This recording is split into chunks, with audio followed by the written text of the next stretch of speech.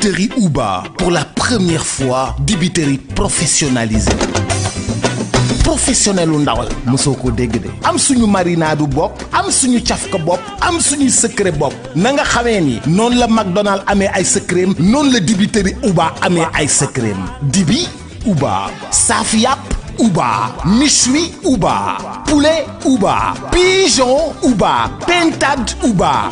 bool Uba kaay ma wax la fa dibi safe mooy 77 629 00 00 fa saaf yàpp neexee mooy 77 633 57 57 fa méchoui neexee mooy dibiterie Uba fa poulet neexee mooy dibiterie Uba te nag kaay ma wax la dibiterie Uba commandeel ñu livrer la fa nga ne bu la neexee tamit nga toog sa kër Korité defal say commande Tabaski defal say commande boo amee xew defal say commande booy dalal ay nit defal say commande nga xam ne dibiterie Uba dalay defaral méchoui bu toog doo defar dara dibiterie Uba livré la cay Uba moo jaaxal réew mi.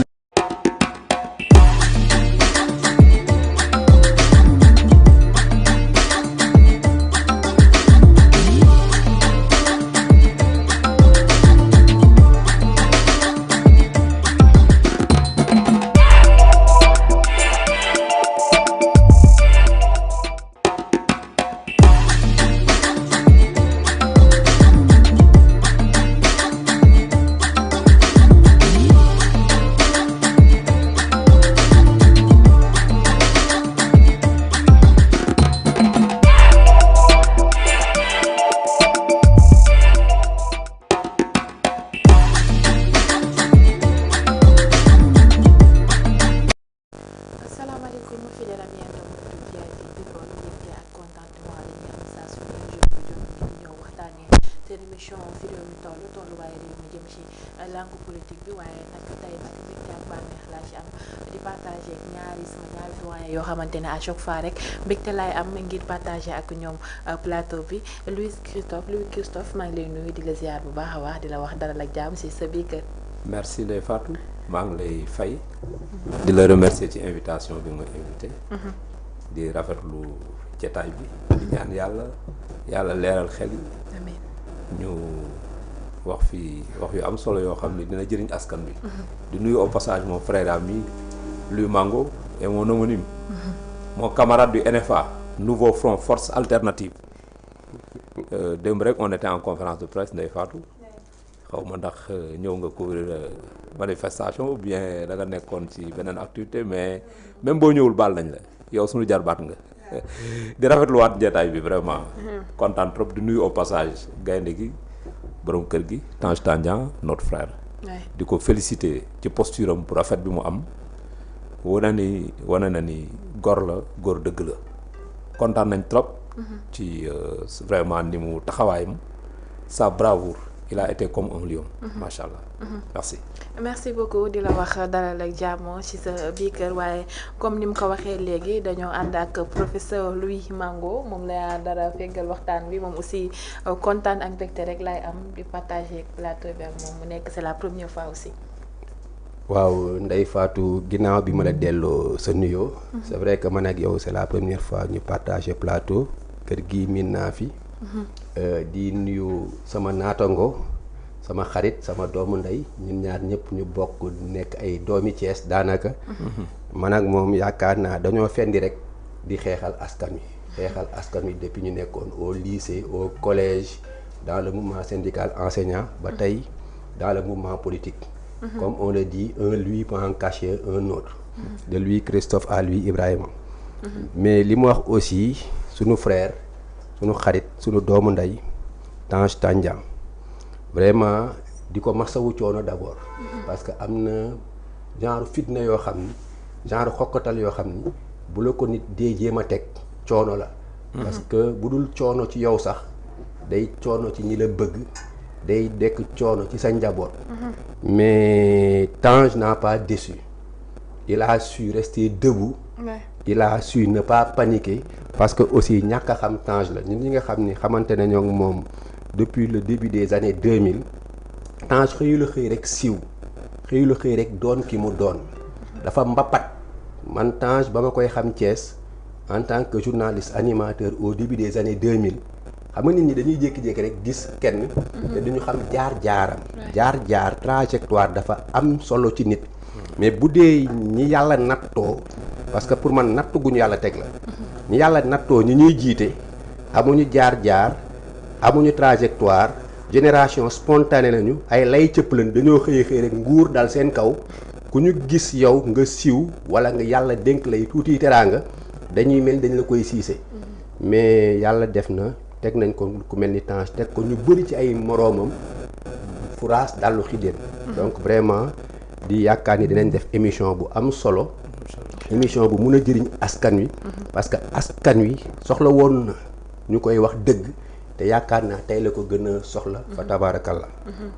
mu nekk lu am solo yaa ngi wax que ne askan bi soxla nañ ku leen wax dëgg ba tey ci jamono ji dafa mel ni dëgg jooju dafa commencé disparaître ndaxte dafa am yoo xamante ne ñu ngi koy daal di manqué ci li nga xamante ne moom lañu war di waxtaanee à chaque fois mais Christophe am na loo xamante ne xew na ci ñetti fan yi ñuy wax convocation 5 ministres yoo xamante ne ministre Macky Sall la woon ku ci mel ni Ismaïla Madior Fall Moustapha Diop ki nga xamante ne mooy Ndeye Saly ak Sophie Gladima ñooñu ñëpp ñu tey jii ñu naan dañoo war a wuy ji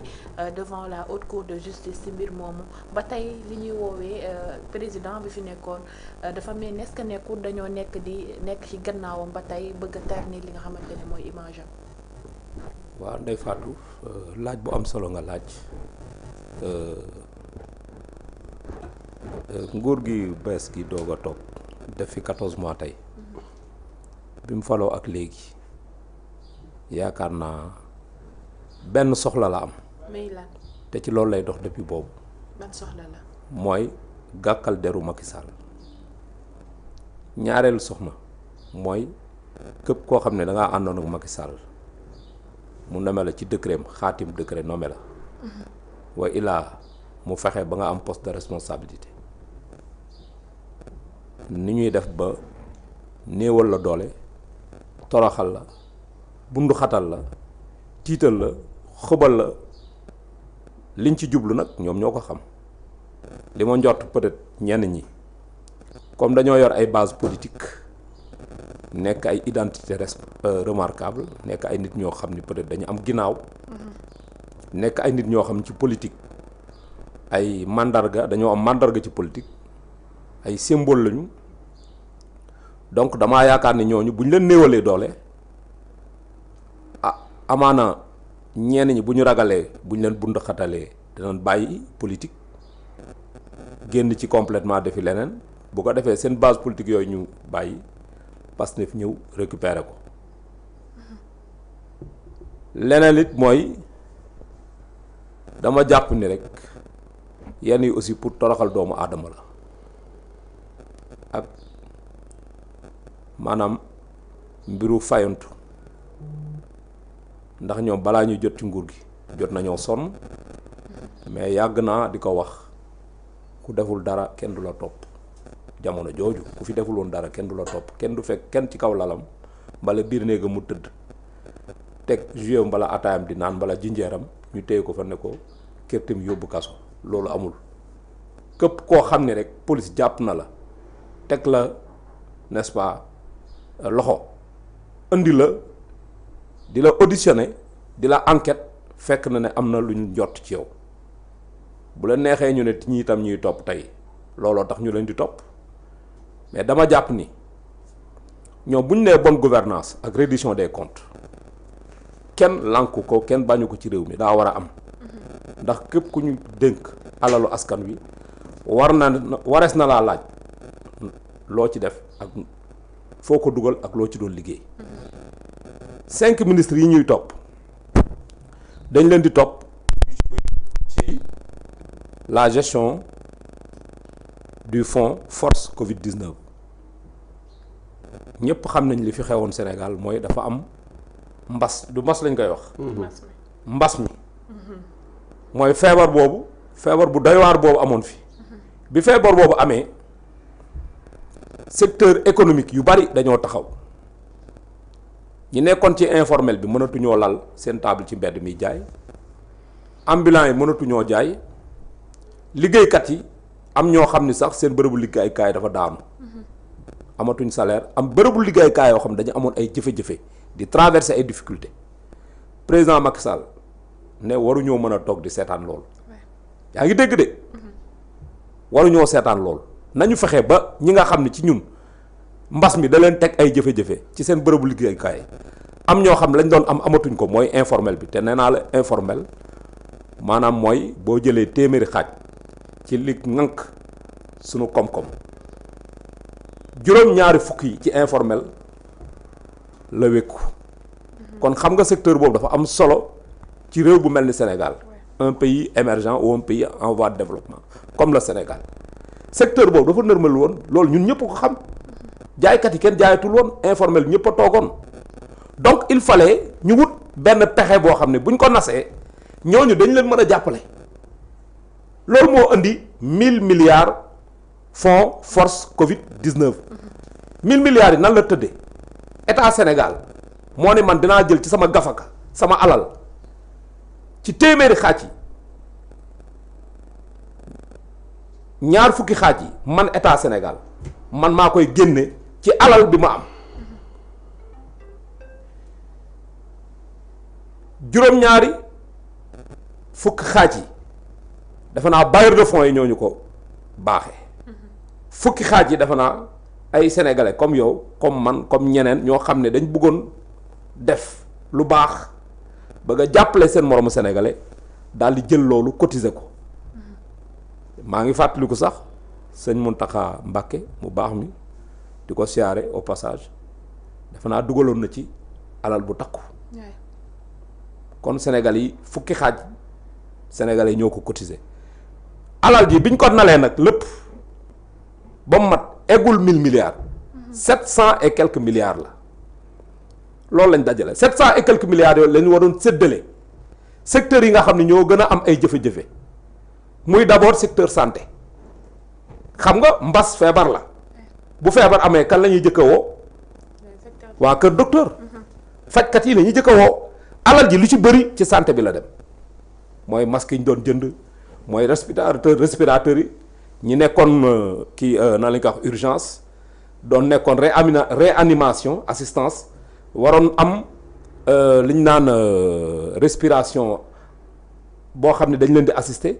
nekkoon urgence nekkoon xaw ma nu ñu koy waxati am na tur ñooñu xam naa docteurs yi xam nañ ko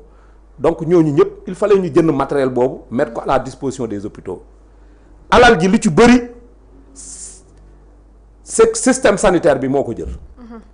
am na yeneen système am na yeneen secteur yoo xam ni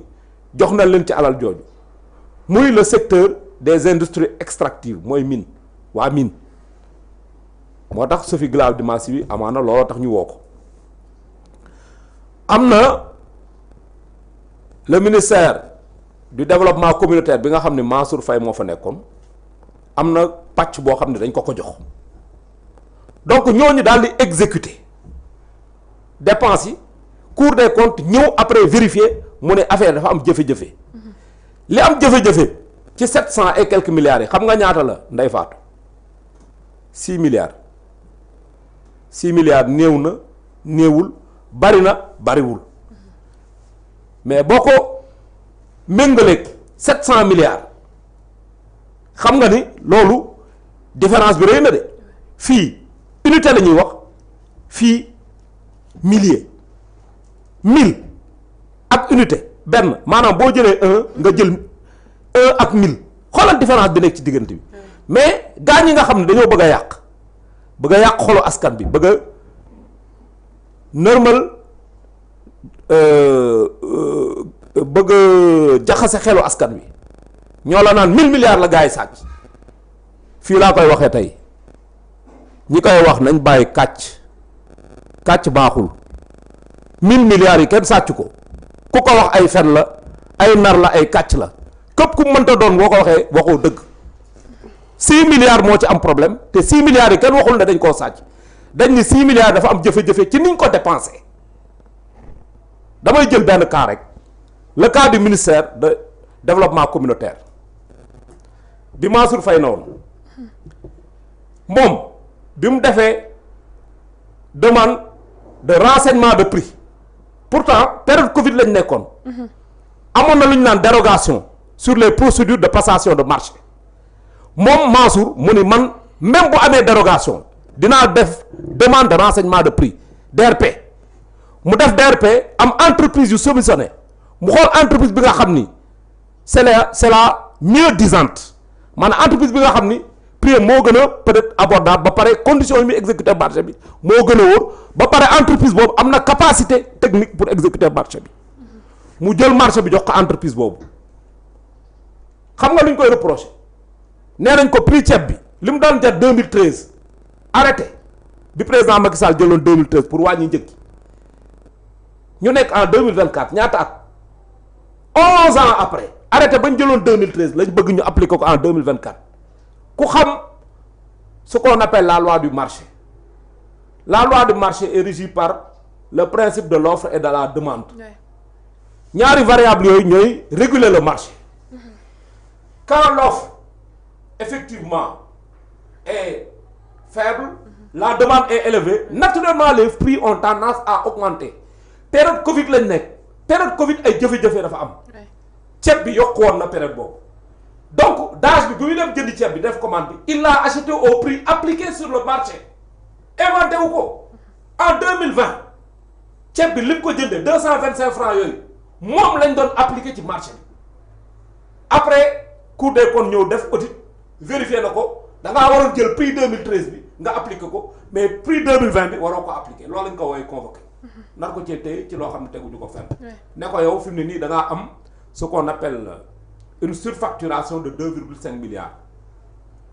dama ni sa archive dañ koy accabler pour sonal ko téye ko mais la réalité des prix du marché moom la Dash bi appliqué moom lañ ko fayee transport bi li ñu ci wax ki ko transporté li mu fayee ko man jàpp naa ni loolu moom la waroon fayee ko dama ni rapport bi jëfe-jëfe yi ñu ciy wax ay problème de procédure ay problème de report la ak quelques problèmes de justificatif daara leneen amu ci le cas de Sophie Gladima Sy bi ministère des mines lan lañ ko wax elle a pris 1 milliard jënd ci ay machines war ko yóbbu ci mine yi à Kédougou ñu ne ko machines yi jënd ko ba pare mais kenn utiliser wu ko benn machines yi jënd nañ ko mais kenn utiliser wu ñaar ñu ni ko yow xaalis bi kenn doyewu koon pour jënd ay machines yoo xam ni dañ koy yóbbu ci mine pour extraire des minerais xaalis bi pour leneen la woon te ñoom ñu affecté ko xaalis moom bi mu ñëwee mu xool ni ñi nekk ci mine yi ñoo ëpp jafe-jafe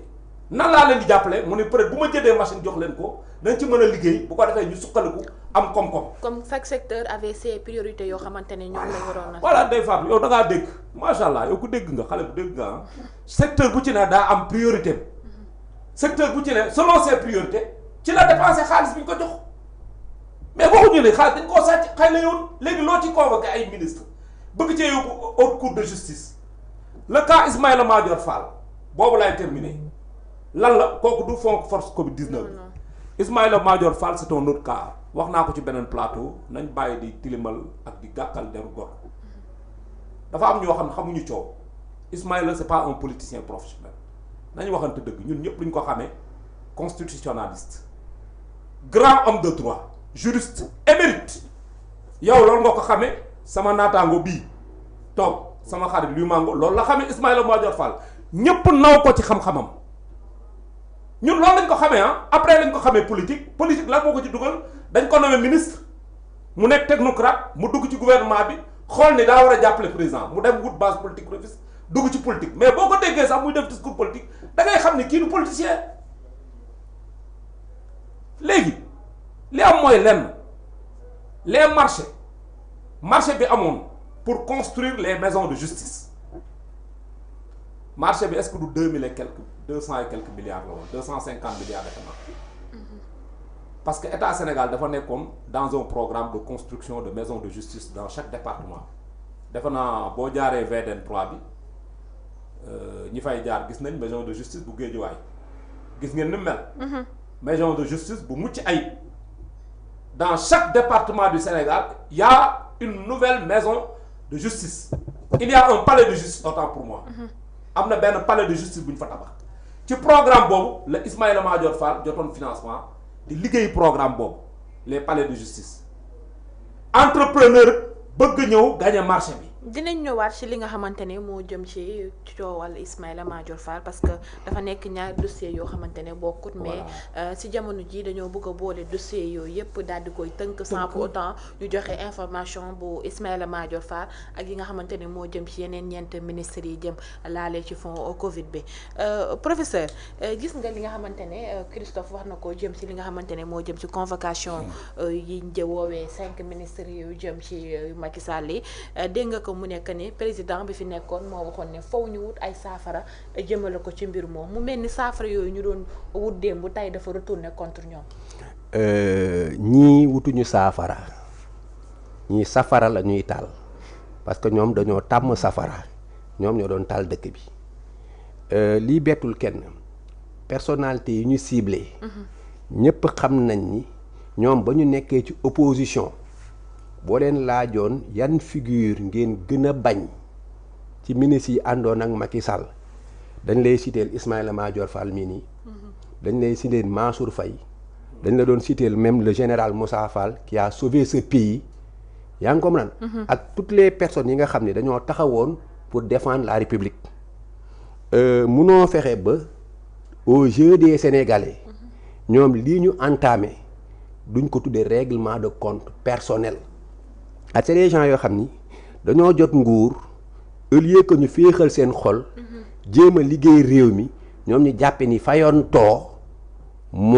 mooy li leen sénégalais yi fale woon am na ci pastéfien yoo xam ni lenn rek moo leen di kontaanloo ñu ne Louis Christophe de àndutoon ak ñun wala Louis Mango de àndutoon ak ñun tey anamu mu ngi ci ay jafe-jafe anamu professeur la woon dàq nañ ko anamu maanaam ñoom dañoo gëm ni képp ku àndutoon ak ñoom da ngaa war a torox ci jamono ji te am na ñoo xam ni boo jógee ci tànk toroxal leen yaay mujjee torox ñu war a comprendre benn mbir xam nga fañ doon waxee 1000 milliards vraiment dans un pays aussi pauvre que le nôtre sénégalais bi boo ko tuddalee milliards day tiit fit wi day rëcc buñ nee sàcc nañu 1000 milliards wala na seen njiit ma taxawoon am na compte bu ma gis 1000 milliards dañoo dem ba dans ce pays on ne parle plus d'éducation on ne parle plus de santé on ne parle plus d'agriculture on ne parle que d'argent te xamuñ ni xaalis nit a koy liggéey dem ba ñu yaakaar ni sénégalais warta mun a doon milliardaire wala millionnaire ñu gëmloo def dans la tête des petits gens que ku ami million wala ku ami milliard sàcc nga surtout bu dee da nga doon politique. Mais fi ma bëgg a ñëw parce que Louis Christophe est largement revenu sur les chiffres mais l'historique bu amee ñu war a gërëm ak sant Covid 19 mooy ñiy falu ci nguur gi ñii Covid moo leen fal su Covid amuloon du ñu falu balaa Covid bi dee am élection 2019 biñ ci jàllee ñii lu ñu génne du 3e. élection locale 2016 ñii lu ñu génne woon plus fort reste am benn député mais bi yàlla nag defee nattu ñu koy wax mbas mi mu dal ci kaw àdduna bi yëpp Sénégal nekk réew moo xam ni c'est le pays qui a le moins souffert parce que on a su prendre des mesures préventives et anticipées dafa metti nag parce que sénégalais li mu gën a bëgg mooy sa liberté nous tous nous avons souffert durant la période de la pandémie ñu ne Sénégal yi dañ ko confiné que les gens se rappellent c'est pas amagul 5 ans 20 heures ñu ne la tëju leen nit ñi mel ni ñu nekk ci weeru koor 19 heures gars yi di daw di door dàqe di jëndi lu ñu reeri jee am na ñoo xam seen buntu kër lañ leen fekk daanaka toroxal leen am ci ñoo xam ne 20 heures pile dañuy nekk di tëj seen magasin police garé seen buntu magasin 20 heures 1 minute ne ko ne la da nga doon traîner ba 20 heures passé ce qui Sénégalais di réewu aji gëm jullitu Sénégal yi toog ay weer demuñu juma ñu jàppe ni lii nii mbirum daanaka franc-maçon la mbirum yàq diine gi Sénégalais boo teree julli Louis Christophe mii demul église man mii sax su ma bëggoon dem église wala ma dem ci bois sacré bi mënumaa dem am na ci de grands Sénégalais yoo xam ni Covid bi daf la am lu leen metti ba léegi man Ndar laa jógee barki Dembo Ndiaye ku mel ni notre père Golbert Diagne ñun ñu yaroo Ndar moom mu nekk benn figure symbolique de Saint-Louis lan la doon wax su ma faatoo nañ ma teg buntu gouvernance su Saint-Louis teg ma place Faidherbe teg ma sama télé rajo boobu FM Teranga yóbbu ma buntu RTS yóbbu ma buntu stade Wiltor wërale ma Ndar buñ ma yàqamti soog maam denci Golbert dafa gaañu ci période Covid bi bañ koy robi daanaka 20 nit demuñu am na ñoo xam ni bañ leen di dëjal seen dëju waajur nekkoon kilifa ci réew mi daanaka dëj ba dañ ne juróomi nit du ñu dajaloo parce que on refusé les rassemblements donc am na ñoo xam ni Covid dafa bàyyi ay séquelles yu metti ci seen histoire am jeune boo xam ni fa la jaaree mere policier parce que daf ci am ay policiers yoo xam ne dañ ci doon abusé dañuy dajeeg yow téye la di la defloo njaabu golo di la defloo julli golo donc Covid bi tax Sénégal yu bëri guux meree ko lan nguur gi parce que jàppewuñu noonu nguur gi daf leen doon protéger mais dañ ci jàppee ni nguur gi daf leen doon bundu xatal mais ci Covid bi su ma nee Covid a leen fal ci Covid bi la seen waa ji génne woon dañ koy fàtte kilifa gu mag gi ku sell ki ci Covid bi la génne woon biñ ne bu kenn génn moom mu ne day génn ñu ne ndax am na droit génn boo xam ñu ne waaw il avait le droit de sortir même s'il avait le droit de sortir moralement il n'avait pas ce droit bu Sénégal yëpp tojoo moom mu génn na day faju ji mais moom su amee droit génn fa mu dem di faju ji ñooñu heure boobu war ñu woon tijji bañ jiñ ko ci liñ ko jiñ kon nga jël naqar bi Sénégal yi guuxoon nga toog transporteur oto yi dawuñu dara man am naa waajoo xam ni la ko mereloo nguuru Macky Sall mooy dafa jóge bitim réew Suisse la jóge ñëw Sénégal takk jabaram ju bees bu koo seeti jabar ji nekk Dakar moom mu dëkk Thiès mu ñëw tombeek ñu ne Dakar Thiès kenn du dem munul dellu Suisse munul dugg Dakar mu jaaree fa bañ Macky Sall ak nguuram abadan kon Covid bi moo tax ñiy falu man gëm naa ni su Covid amul woon coowu Adji Sarr am ñii duñu mun a falu kon ñoom ñu war a gërëm Covid lañu maintenant nag liñ naan seen mafia kàcc-kàcc du mafia kàcc-kàcc mafia kàcc-kàcc lañu dañuy kàcc léegi ñoom lenn la ñu mën mooy ku gore wala ku résister ñu ne nañ ko tuumaal wala nañu fouiller dans sa vie privée dans son intimité ou bien dans la gestion des affaires xool lu mu koy kii lui Christophe mi syndicat enseignant ya mu doon jiite wala ku ñu ne woon mus nga sax jiite di école moo xam directeur nga woon wala principal nga woon ñu ne ndaxam xaalis mun naa jaar ci loxoom man nag dafa am lu ma gëm li ñu tuddee déduction des comptes ku ñu dénk alal dénk la alalu askan buñ ne kaay nga wax ñu noo ko jëfandikoo ak foo ko dugal loolu gisuma ci dara lu ñaaw parce que man samay conviction personnelle jàngewuma ko ci tubaab yi Haalpulaar laa waa Fuuta laa Thierno Souleymane Baal dafa doon ñi nga xam ni ci samay héros la ñu bokk man balaa may gëm ay maami jàmbur ak ay texte jàmbur liñ ma jàngal Thierno Souleymane Baal moo ñu njëkk a jàngal loolu maanaam ñu dénk la laaj la Thierno Souleymane Baal lu mu waxoon balaa ñuy jox nit réew nañu natt xam-xamam natt alalam nañu xool ñi ñu jàpp ni ñoo gën a jub ci ñun ñu jiital leen mais kooku bu ñu ko nattee alalam balaa muy falu ñu ne amaana ñaari nag la am ak ñetti bëy parce que looloo doon alalu pulaar gétt ak i ay tool ñu ne biñ ko falee lii la yor ci alal su nguuram jeexee nañu dellu si waat ne bi muy falu nii lii la amoon ci alal wàcc na nañu xool alalam boobu lan moo ci yokk amaana ku yor alal mu def 5 ans war na yokk mu ne ah ñetti nag laa amoon ñetti nag yi jural nañ ma juróom benni nag wala juróom-ñaari nag ndax bii moo jur bii moo jur bi ñu ne ah c'est légal ñetti bëy laa amoon kon li mu yokk ci alalam te mënu koo justifier ñu xam ne daf koo amee nu lewul ñu jël ko delloo ko ci askan wi kon képp ku ñu dénkoon war nga mun a toog justifier mais kenn munta wax ni il n'y a pas acharnement sur Mansour Faye gis nañ ko fi muy bëgg a génn di tukki ñu ko naan il n'a pas le droit de sortir il n'a pas le droit de sortir kenn du gis ni amul acharnement sur Ismaïla Madior Fall parce que à un moment il a été ministre de la justice ñoom ñu doon wax ni réew mi amul justice ainsi de suite donc qu'on le veuille ou non l'analyse objective bi Sénégalais yi mun a def mooy acharnement la xam nga nag lu tax dama naan ils sont frappés de xala dañ leen jox un pays qu'il n'arrive pas à féconder qu'il n'arrive pas à développer léegi ñoom comme tegaguñu benn acte université laa jóge léegi étudiants yaa ngay jooy étudiants yi nga xam ni dañoo war a bind seen mémoire de master subvention yi ñu war a jot. jotuñu ko te nguur gii falu bu ñu faloo sénégalais yi bëri nañ 54% bi ñu wax moo leen jàppale étudiants yee ci ëpple enseignants yi topp ci. cag-cag yi topp ci marchand ambulant yi topp ci jaaykatu fëgg jaay mais ñoom day mel ni dans leur délire dañoo gëlëm ña leen gënoon jàppale la ñu defalagul dara boo xoolee ñoom la ñuy xeex te ña leen gënoon a jàppale ci jamono jooju ñu gën di leen xeex ñan la vous de la presse. bonc boobu dinañ ci ñëwaat ci fa tabarakallah kon ñoom Covid a leen fal naqar gi Covid tegoon Sénégalais yi ci biir Covid bi la Idrissa Seck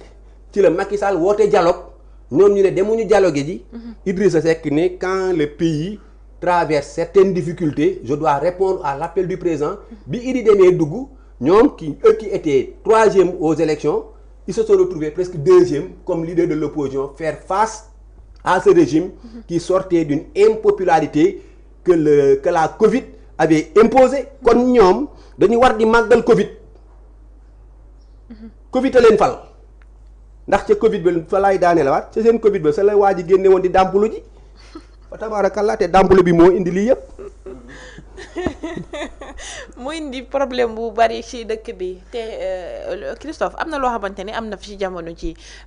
Covid bi ñu ngi wax que ne même enquêtes yi tàmbale woon nañ ko avant ñoom ñi accéder au pouvoir te njiitu réew fi nekkoon sax dafa mel ni que moom sax dafa doon woote lu ñuy woowee transparence jëmale ko ci fond Covid bi te boobu amutoon lu ñuy woowee tey bu ñu woowee nit ñëpp presse bi yëpp daal di koy yëgandoo te bu njëkk sax ñu ngi leen doon woote kenn yëgate wuñ ko woon médiatisation bi nga xamante ne am na ci jamono ji ci dossier boobu ban jàngat nga ci am.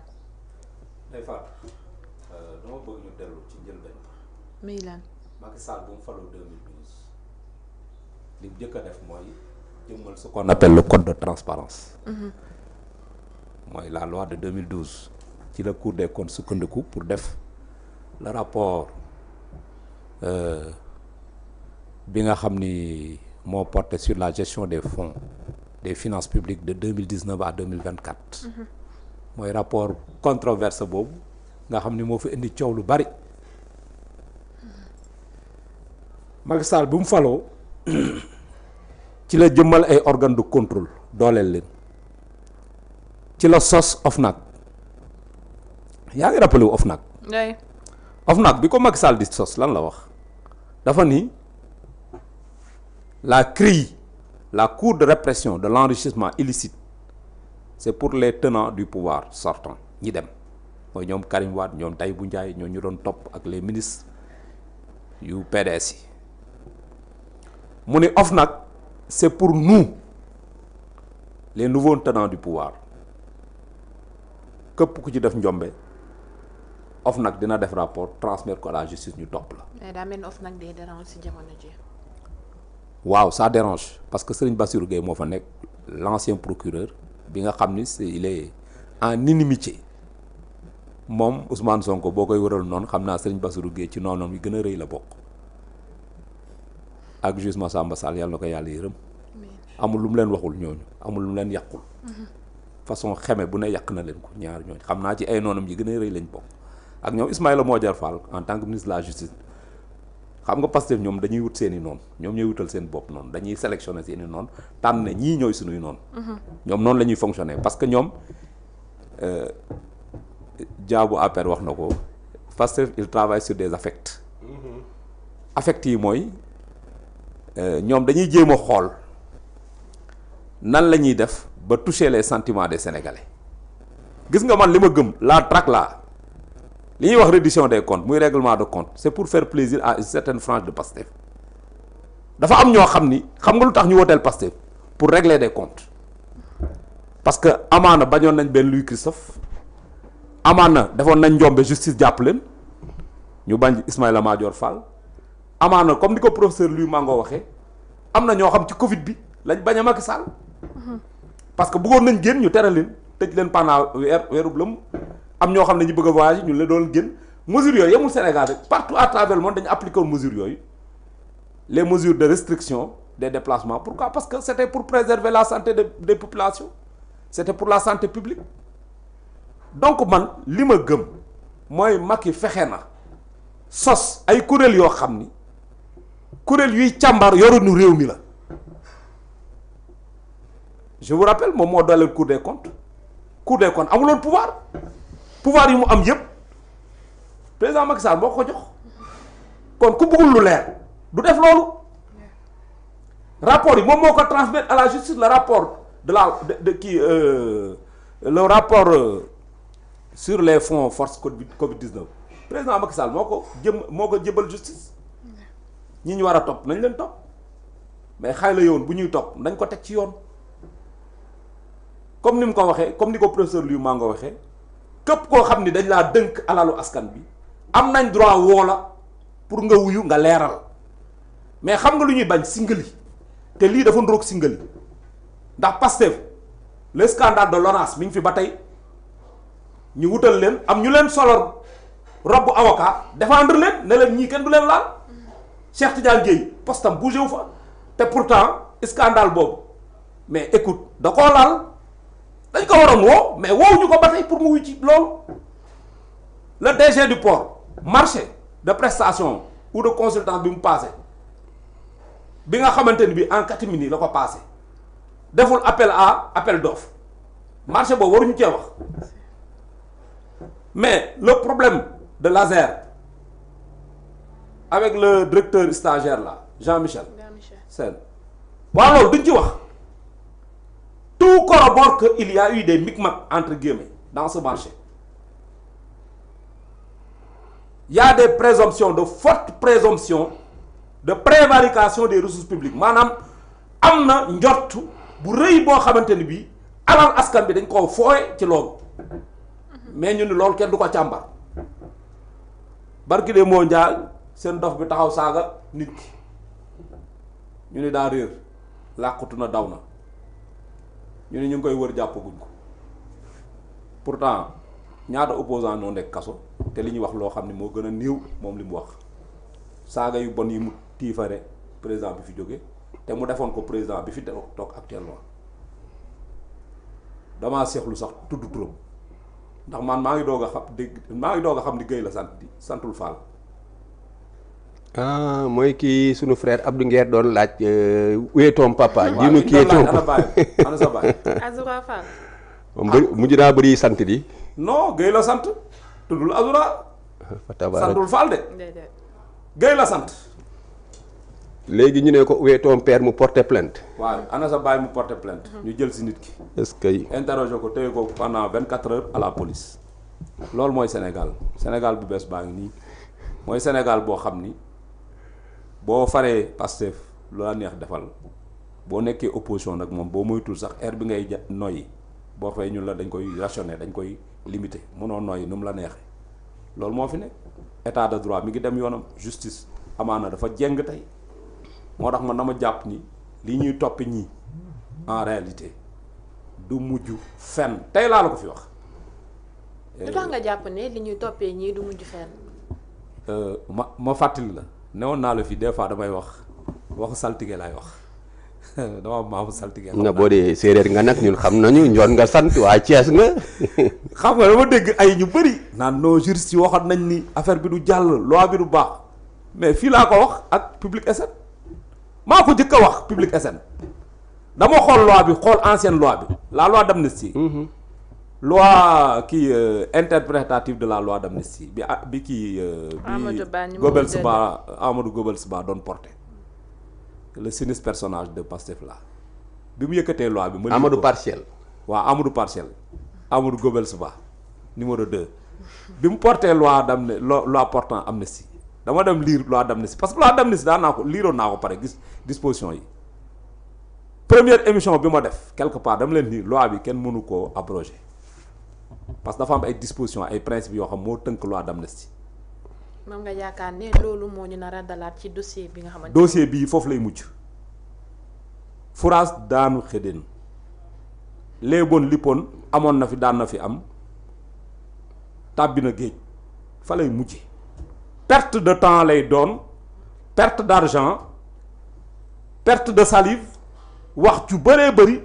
du mujj fenn tous dara du ci am parce que liñ ciy njort boo liiree rapport bi xam ni gars yi kenn mënu leen a topp ci lañ ngay toppee nit ki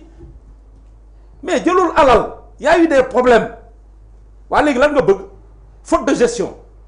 ou erreur de gestion ou erreur en écriture comptable bokkul ak détournement de deniers publics mais xam nga ñoom dañ koy théâtraliser may ko buzz def ci une surcommunication créer ci benn buzz boo xam ni man dama jàpp ne xam nga pour lan la calmant la ñuy jox sénégalais yi ak seen yenn gars yi nga xam ni ils en veulent à mort à ces gens là parce que dafa am ñoo xam dañu am benn représentation ci ñooñu dañu bu ñu sañoon tey ñooñu tey du ñu génnati dañ leen di tëj kaso jël caabi bi damm ko sànni ko. mooy gars yi ñu bëgg a effacer quoi. waaw ñi ñu bëgg a effacer. faire disparaître waaw par faire disparaître. am na ñoo xam ni politiquement seen base politique lañ bëgg a nangu dañ leen a ragale xel ñeneen ñi dañ leen haine parce que ñoom bi ñu nekkee dans l'opposition ñooñu peut-être am na fu ñu jaar ak ñoom donc fi mu ne nii dañ leen a bëgg a téye am na ñoo xam ni du pour dara lu dul xolal consommation c'est une consommation populaire. On va créer un buzz, une super médiatisation autour de ces dossiers pour montrer aux partenaires du Sénégal, partenaires techniques sénégalais, wala ni bonne gouvernance moo am Sénégal ak reddition des comptes du tous ma ne xoolal wallaay fii laa la ko waxee Ndeye Fatou dossier yi fi muy mujjee mooy la montagne a accouché d'une souris.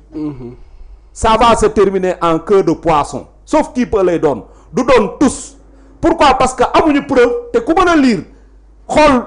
rapport bi accusé wul kenn rapport li mu wax mooy y a des écarts entre les prix appliqués sur le marché et le prix par exemple bu nekkee ceeb bi daf ni prix bi ñu appliqué ci marché bi ak prix bi nekk ci décret 2013 bi nga xam ni mooy les prix administrés y a une différence. ñu woo waa ji mun leen non prix bi ma ko jënde lii la ci marché bi. Et puis ci même rapport bi suukar si dafa yokku pourtant kenn kiiwu ko kenn jëlu ko en compte ceeb bi nga jël ko en compte bàyyi suukar si. lu waral loolu nga jàpp naan la. mais loolu mooy problème justement méthodologie bi baaxul. Pourquoi? Parce que bu nekkee tey da nga ne surfacturation dafa am prix bi dañ ko yokk ceeb bi dafa yokku mais suukar si dafa yokk woon tam prix bi ñu appliqué woon prix bi ñu adopté woon 2013 moom la ñu appliqué en 2020 déedéet. am na lu ci tegu. parce que 2013 ceeb suukar dañ koy wàññi woon. lu mu doon jar 525 mais ñëpp a xam ne en 2020 suukar si mi ngi doon jar 600 et quelque 2024 mi ngi doon 600 et quelque li ñu naan le marché est régi par la loi de l'offre et de la demande et les prix s'autorégulent sur le marché. Lan mooy autoréguler prix bi mooy quand l'offre est élevée le prix a tendance à baisser si effectivement la demande est faible. Si la demande est forte eh bien l'offre est faible naturellement le prix a tendance à augmenter. Mais donc loolu ñëpp ko xam c'est des principes de base seconde lañ la koy jàngale première L1 L2. dañ leen jàngal booy jàng économie. da nga koy jàng économie générale da nga koy jàng même en géographie. donc loolu ñëpp ko xam. ay pays beeg ay tanak yu demee noonu. mais lii sax moo gën a élémentaire maanaam loolu ñëpp koo xam bu denrée bi bëree askan wi soxla wuñ ko prix bi day wàcc. bu mbir mi raaree bariwul looloo tax hors cher ñi ko soxla bari mais prix bi day yokku. c'est ça le principe normal en économie les prix s'auto-administrent. La rareté d'une chose fait sa valeur. Sa valeur. Wolof ne bu for yombee sëgg jafe. Voilà bu for yombee sëgg jafe. C'est parce que le produit est rare qu'il devient très précieux, il devient cher. Donc loolu dong la du leneen léegi nag loolu boo ci naree topp nit perte de temps la dañ waxante dëgg. C'est-à-dire tey gars ñi dañoo xam ne mënuñoo dem puusuñu paasuñu. non du dem oto bu paan la puus nañ ko takkul demut toos defuñu ko fi. fukki weer ak ñaar fukki weer ak ñeent daara tous liggéeyuñ dara nit ñaa ngi sonn mais ay convoqué nañ Mansour Faye tëj nañ ko convoqué nañ Ismaïla Madior Fall ñu ngi koy entendre marathon judiciaire ñuy dem di dikk loolu lan lay changer ci le quotidien des Sénégalais lan lay changer ci ñun suñu vie ñun buñ tëjoon Mansour Faye suba lan lay changer ci dundu Sénégalais yi mais tous yéen tey priorité yi du loolu priorité xam nga lan ceeb bu seer bi diwlin bu seer bi suukar su seer bi paas yu seer yi ndox mi nga xam ne gisatoo ko Dakar pénurie d'eau électricité bi commencé coupé. oui c'est de yooyu ñooy problème mu sénégalais yi. ay topp ay nit ak ay tëj ay doomu aadama loolu problème waa Pastef la. loolu du problème sénégalais yi. professeur gis nga jàngat bi nga xamante ne Christophe def na ko ci li nga xamante ne moo jëm ci mbir bi ban jàngat nga am ci médiatisation bi nga xamante ne am na ci par rapport à ce dossier. waaw daf may neex may pelloog sama naataango sama collègue moom day aborder souvent les questions sur l'angle économique sur l'angle géographique sur l'angle presque de la géopolitique man des fois ma jëm ko aborder avec beaucoup plus d'humour aborder ko des fois sur l'angle presque sociologique gis nga situation Sénégal yàlla daf ñu ko misaal ci benn événement bu fi xew moom même soogam am weer mooy la xewoon Thiès 4 avril course mbaam ba ca mbaamodrome ba sama xarit sama naataango saa na ko Thiès organiser ko gis nga situation du jeune Ahmed Ndiaye avec son mbaam c'est la situation que vit le Sénégal Ahmed lu mu wax daa bañ a dem su daa bañ a dem la Sénégal fi mu toll moo bañ a dem xam nga toute la frustration de Ahmed Ndiaye mooy la frustration des Sénégalais dinaa ko dóor ba gaañ ko te pourtant l'histoire de Ahmed Ndiaye et de son mbaam traduit la situation que nous avons vécue au Sénégal. Ahmed Ndiaye a triché. Il s'appelle pas Ahmed Ndiaye, il s'appelle Baydi.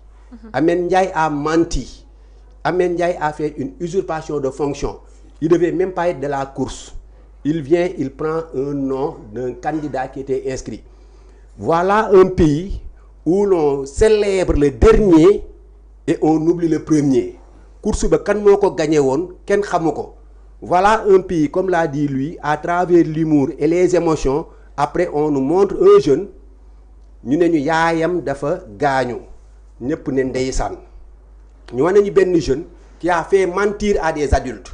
ndax mag ya ko bunge sax nangu nañ ni xale bi Ahmed Ndiaye la tudd te xale bi tuddul Ahmed Ndiaye. Quelques moments après mais Ahmed donte orphelin la am na kër ndey am na kër baay bu yaayam gaañoo am na ay bàjjen am na ay nijaay. Son père qui l'avait quasiment abandonné traduit de la situation des enfants abandonnés ki ne mooy ndeyi daaram ndekete ki mu xale bi ñu ko dénk sax xamul ci li xale bi nekk ndax nee na moom bi Ahmed di dem ci course bi yëgul maanaam mënoon na xëy Ahmed am accident danaan yëguma à travers loolu def fi buzz pendant un mois là un pays où le moins compétent a fini par gagner. xoolal ba ñuy dem élection présidentielle de tous les candidats c'est pas celui qui avait le meilleur profil qui est sorti vainqueur kon situation Ahmed Ndiaye dama koy lire avec la situation du pays mujj ngi nag Ahmed wax lan tegaate bët mbaam yee sax ñoo ko gën bu ma demee dinaa ko dóor donc à travers loolu yàlla dañoo misaal nag daa bañ a dem bi mooy réew mi fi mu toll daa bañ a dem te réew su bañee dem ñun bu mu ñu bett suñu président assemblée nationale moo ne ni matt mi daa tooy su matt mi tooyee te mënul yor ndéef mais te gis nga matt mu tooy ñun mu fekkoon ñu ci gaz électricité dellu ñu ci matt mi balaa moo wow bay fendi bañ koy jafal suñu président de la république l'homme le plus informé ñëw nañu la situation est alarmante man professeur de français maanaam alarme signal de détresse la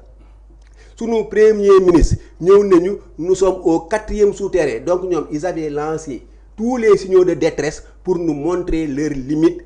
pour ne pas dire leur incompétence maintenant incapable de faire avancer ce pays c'est la situation de Khala que j'ai évoqué quand ceux qui ont lu Ousmane Sembène dans son Khala c'est comme quoi ils héritent d'un pays où tous les signaux sont au vert et ils n'arrivent pas à les féconder. La seule fécondation qu'il y a eu dans ce pays, ça s'est passé quelque part que je ne voudrais pas citer. Pour le reste, partout dans ce pays, ça ne marche pas.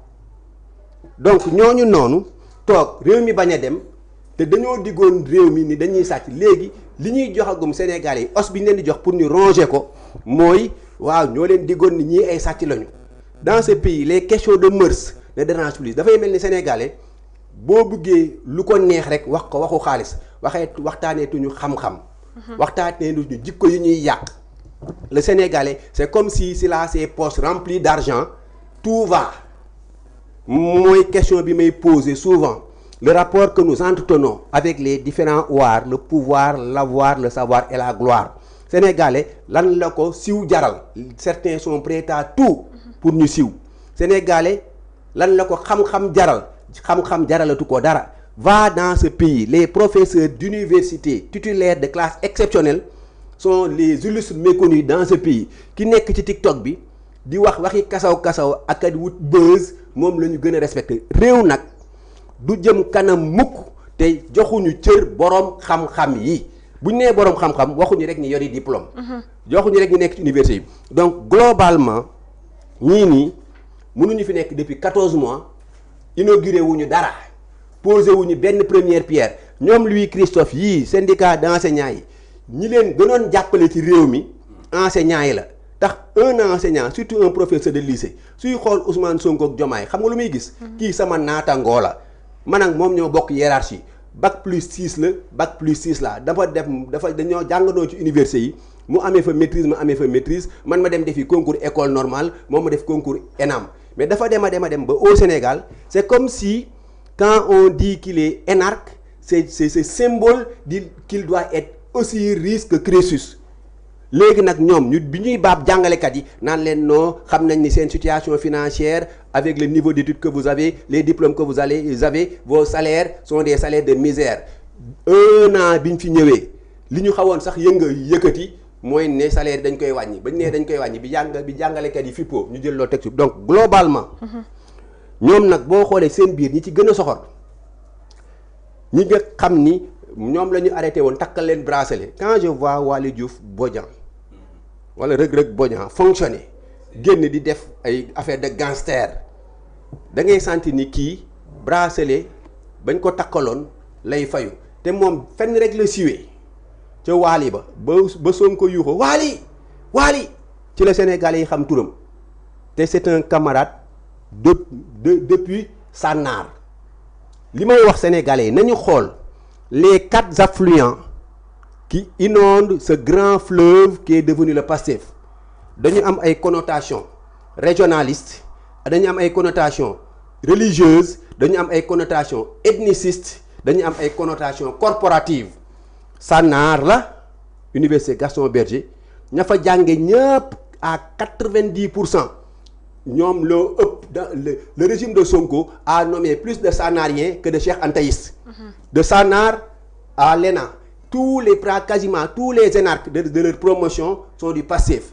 après la Casamance et le Jamaatoul Ibadou Rahman mouvement Ibadou ce sont les 4 affluents qui arrosent après nag les Sénégalais mécontents et frustrés c'est pourquoi c'est un parti qui a regroupé les frustrations les anciens frustrés les ñi nga xam ni su wuñu woon tooju ñu fet les anciens tapettes d'hier se sont retrouvés dans ce parti bëgg yaakaar ni Sénégal dinañu effacer man xam naa Louis Christophe mii ma xam ku ne da nga koy effacer mooy da nga koo rey man Louis Mango ku ne da nga may effacer mooy da nga may rey li ñu mën ci ñun li gën a rëy mooy ñu téye ñu yaakaar nañ ni nag bu ñu menacer nit ñi dañ leen di téye am na gor yoo xam boo leen téyee ay médailles nga leen yokkal ñun xam nañ ni ñoom ils ont une liste de ñun ñu doon génn di wax ak ñoom depuis l'opposition bu ñuy def émission gëmal ni émission bi ñuy def ñu ngi toog di xool ban écart de langage la Louis Christophe di def wala ban écart de langage la Louis Mango def ñu ne ko ñëw na Dakar boo defulam du ñibbi loolu c'est peine perdue. Dans ce pays y en a qui sont nés libres ils vivront libres et ils mourront libres nañ ko xam. mu nekk lu am solo waaye bu ñu jugee ci ponc boobu nga xamante ne tey ñu ngi waxtaanee convocation wu 5 ministres yoo xamante ne ci gouvernement Macky Sall lañ nekkoon ku ci mel ne Ismaïla Madior Fall Moustapha Diop Ndeye Saly Sophie Gladima ak ki nga xamante ne mooy Mansour Faye ñu laa leen di woo ci li nga xamante ne mooy mbir moo xamante ne des fois sax mbir mi des fois du daal di bokk ndax ku mel ni Ismaïla Madior Fall mbir mi ñu koy woowee ak bi nga xamante ne moom la ñuy woowee yeneen nit bokk ndax Covid la ak moom tax wax wax na leeral ci mbir moom waaye dafa am leen loo xamante ne xew na fi Christophe ndax ci jamono ji ñu gis benn mbir boo xamante ne mu ngi am te ñoom buñ ñëwoon dañ ñëwoon buñ yegsee rek au pouvoir day nekk benn mbir moo xamante ne moom la ñuy njëkk a teg ci table bi mooy criminalisation homosexuelle ñu gis ci ñaari fan yi benn homosexuel bu célèbre muy défilé di tourner autour de Dakar di dox ay soxlaam te boobu ak léegi àddu bu ñu ci ñu gis ko bi mu demee fële ci université Cheikh Anta Diop muy wax que ne tolérance jëmale ko ci mbir moomu boobu ba tey gisuñu benn yoon acte boo xamante ne teg nañ ko jëmale ko ci criminalisation góor jigéen. waaw tey Fatou damay delluwaat sànq ci xam naa foofu pour clôturer chapitre boobu li ma la fàtte woon wax sànq mooy y a un principe d'économie boo xam ne dafa am solo danga koy jàng déjà booy commencer def les b.a.-ba de l'économie mooy l'élasticité du prix de la demande mooy li mu la doon wax sànq maanaam si la demande est forte effectivement le prix a tendance à augmenter, si la demande est faible le prix a tendance à baisser sur les marchés. Donc ce sont les lois du marché, ce sont des lois sur lesquelles boo ci bëggee téye un fonctionnaire mbala un gestionnaire public mbala nga bëgg cee topp ministre perte de temps lay doon. Peut-être c'est pour satisfaire comme il l'a dit tantôt jox xalma seen gars yi comme defaguñ fi dara biñ fi toogee ba tey indiwuñ fi dara yaakaar naa c'est un peu pour n'est-ce pas gagner du temps aussi ndegam Sonko dafa ñaan gars yi 3 ans nee na nan lañ koy waxati pacte état de grâce bi 3 ans la signé na pactam ba pare pacte bi biñ ko signé ca ëllëg sa la organisation syndicale yi gën a am doole ne pacte bi engagé wu leen seen yoon newu ci mooy organisation santé ak organisation éducation yëpp nee nañ ñoom seen yoon newul ci pacte bi centrale syndicale yi ko siife nañu xool ni ñuy jëmale seen pacte ñoom te centrale syndicale ku xam nu muy doxee nga xam ne ay syndicat yu bari ñooy dajaloo créer centrale syndicale ça veut dire kon pacte bi naax saay na niil na amul njëriñ te li ma lay wax nii fii ak deux très bien 2017 xaw ma 2016 bi président Macky Sall proposé constitution bu bees dugal les droits les nouveaux droits lan la ñuy wax nouveaux droits yi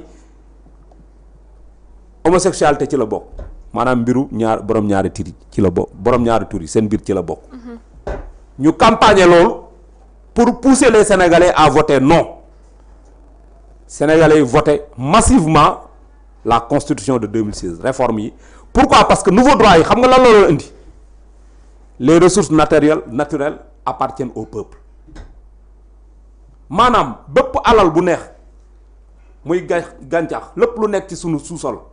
sénégalais ñoo ko moom loolu la woon en réalité ñoom ñu bat campagne sur le thème que on veut autoriser mbala dañu bëgg a libérer l'homosexualité autoriser ko fi ci thème de campagne yi nga xam ni dañ cee jaar pour yenn këru diine yi contre nguur gi criminalisation de l'homosexualité ci la bokk mais man comprendre naa nguur googu li taxoon bëgguñu koo def tam parce que gis nga àdduna dafa am nu muy doxee nañu waxante dëgg président Macky Sall bi fi Obama ñëwee taxaw ne ko damaa bëggoon ngeen may aafiya borom ñaari tur yi ñu mën fay dund ak jàmm ak salaam président Macky Sall lan la ko wax yéen da ngeen am seen aada ak seen cosaan loo leen gëm ñun suñu aada ak suñu cosaan am na luñ gëm te lii ngeen bëgg a ñu jëmmal ko fii ñun xamuñu ko bëgguñu ko suñu diine nanguwu ko suñu aada ak suñu cosaan nanguwu ko kon loolu mënul am Sénégal xëy na yoon mu wax ko fa mu dem beneen conférence Europe ñu laajaat ko mu ni leen loolu sénégalais yi parewuñ pour mu am fa man kàddoom laa mën a jàpp kooku xam nga ni kon homosexualité bu ko criminalisé wul tam dina fexe ba du am liberté te l'homosexualité effectivement c'est un délit boo demee dans le code pénal ñu ngi koy woowee les actes contre nature kon ci jàpp acte contre nature dañ lay tëj dañ laa war a tëj teg la daan topp la mais ñoom Pastef dañoo battre campagne sur le thème de la criminalisation waaw seen assemblée bi mu faloo ak léegi ñaata weer la pourtant bi ñu bëggee yëkkati loi d'interprétation de la loi d'amnistie numéro 5 2024 du 13 mars du 13 avril xaw ma 13 mars 2024 bi Macky Sall bàyyi woon bi ñu ko bëggee yëkkati ah mais dañoo dem défendre ko assemblée dugal loi boobu waa assemblée seen député yi nga xam ni ay benn wii lañu ñu woote ko en masse conseil constitutionnel moo neenal loi bi ne leen loi bi dafa anticonstitutionnel baaxul te ñépp ñi nga xam dañoo yeewu waxuma sax les juristes képp ku yeewu Sénégal xam nga ne loi bi ni ñu ko tëggee baaxul mais pourquoi depuis boobu donc ba tey ñoom mënuñoo dugal loi portant criminalisation de l'homosexualité lan moo xew ah kon ñi ngi bëgg a jox dëgg ñiy wax ni en réalité Pastef dafa mel ni ñoom tolérance dañu nekk te tolérance boobu moo indi tey góor jigéen yi nekk bitim réew bi Ousmane Sonko ne ce phénomène est toléré mais il paraît que ñoom dañoo applaudir di ko féliciter envoyé ko ay notes de félicitation Jean-Luc Mélenchon mi ñu recevoir université mu def conférence ne moom mooy premier député français bi nga xam ni moom moo initié loi boo xam ni day jëmmal maanaam sëy ci diggante ñaari nit ñoo xam ni ñoo bokk sexe góor ak góor jigéen ak jigéen loolu Jean-Luc Mélenchon boobu moo ko jëmmal wax ko étudiants yi tàccu Ousmane Sonko ñëw ne ko c'est vrai que ñun fii mbir moomu libéré guñ ko mais dañ koy tolérer maanaam dañ koy xam gis ko mais dañuy bàyyi mu jàll waaw léegi kay kon góor jigéen kay bu doxantoo gàddu saagam ŋàbbu saagam défilé dugg ci BRT bi mbala dem place de l'Indépendance def fa ay nan lañ koy waxati ay selfie partagé ko def maquillage am gàddu saagam romb coket ah waa léegi lan la ñuy waxati beneen ndegam dañ koy toléré kay buñ koy toléré kay bu la neexee doxantu fi daagu tàkkusaan bu la neexee ñu génn yor sa ngaa bu seen sac génn doxantu kan moo leen mënal dara te ku leen dóor nag mala nga gaañ leen mala nga am jafe-jafe ak ñoom ragal naa boo demee police daa fay des de parce que dañ koo toléré moo tax nag dañu war a surveiller kilifa yi woon nañ surveiller li ñuy wax kilifa yi nañuy xool li ñuy wax te mbir moomu man de je suis pour la criminalisation j'ai toujours été un apôtre de la criminalisation parce que acte contre nature la suñu diine bugg ko suñu aada bugg ko suñu cosaan bugg ko amul benn tradition sénégalaise bu ko nangu amul benn ethnie booy dem société booy dem Sénégal ñun la lii dañ ko faa nangu waaye nag am na leen loo xam ni am na société yu ko doon accepté en tout cas chez nous les Sérères c'est pas accepté que góor di jigéen lu mais am na société yu ko accepté woon quand même daan nga gis jigéen bu ñu wootee tànn béer wala ñu woote seen ngoonal yooyu nga gis ay góor ñoo xam ni dañ naan dañoo efféminé dañuy am allure jigéen di ànd ak jigéen ñi di dem seen tànn béer yi di dem seen affaires yi di def ak ñoom di waxtaan di jokkalante ak jigéen ñi am na société yu ko accepté Sénégal nañu waxante dëgg bariwuñ nag quoi mais dama ni làkkat yi en général entre guillemets ngeen baal ma ah séeréer si moom ñun nanguwuñ loolu jigéen day jigéen lu jigéen day doon jigéen góor day góore loolu la nit ñi lan lañu xamoon homosexualité encore une fois c'est pas accepté au Sénégal c'est pas toléré ki wax ne c'est toléré xaw ma dafa juum xaw ma il a dit sciemment mais lu garaaw la wax kenn toléré wu ko léegi nag amaana loolu moo indi foofu laay daanele li nga observé mooy nit gàddub saagam di jigéen lu romb di ceket ni jigéen te mu doon góor bu lang loolu peut-être liñ ko wax moo tax mu am fit boobu jógee bitim réew daal di ñëw Sénégal si loo xamante ne ñoom ñu ngi ko doon campagne mooy li nga xamante ne mooy criminalisation homosexuelle te boobu léegi gisuñu benn yoon benn pas def ko ba nit war a mën a jugee am sañ-sañ jugee beneen dëkk ñëw ci Sénégal nga yaakaar ne ñi nga xamante ne ñoo nekk ci jamono ji seen promesse su démb yi ndax ñu ngi koy tenir jusqu'à présent. non li am naa lu bëri lu ma ci mën a wax mais da nga may permettre benn digression que nous nous inclinions devant la mémoire du commandant Pape Mignane Ndong, oui, qui était l'aide de camp du Premier ministre Ousmane Sonko, okay, et binôme de Waly Diouf Bodian à Gaston Berger. Pour dire toujours que c'est les Sanariens qui sont au pouvoir. Mais n'empêche, ñun bokkuñu ak Sénégalais yi nga xam ni nit day faatu ci réew mi ñuy jubilé ndax faruñu woon. mais ce même Premier ministre, il a fait un acte républicain et citoyen qui est allé s'incliner devant la mémoire de son aide de camp. C'est ce Premier ministre qui avait brillé par son absence au lever du corps de Badio Camara.